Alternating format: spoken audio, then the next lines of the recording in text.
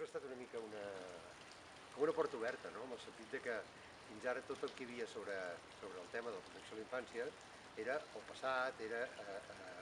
retrobar-nos amb el dolor, amb les experiències viscudes, no? I nosaltres el que hem fet amb aquest llibre és, d'alguna manera,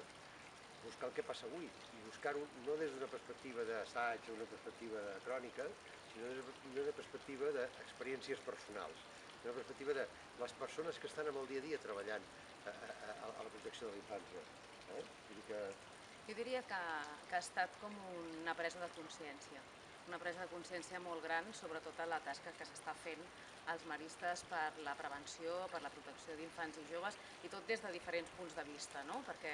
en el llibre es relata el testimoniatge de persones de diferents àmbits, des de les màximes responsabilitats de l'institut fins a la gent que dia a dia està treballant a les nostres obres educatives, a les obres socials i a les escoles, els que es topen els problemes al dia a dia, no? I veure tota la feinada que fa tota aquesta gent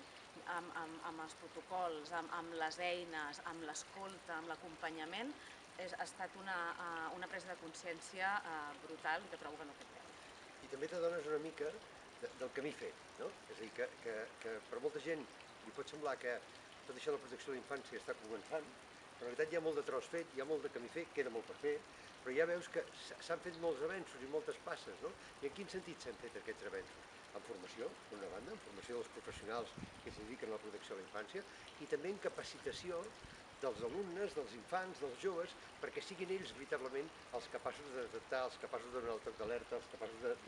d'expressar-se, de perdre la por a poder dir què passa, no? En la línia que deies, jo penso que el que estem assistint una mica és un canvi de cultura, no?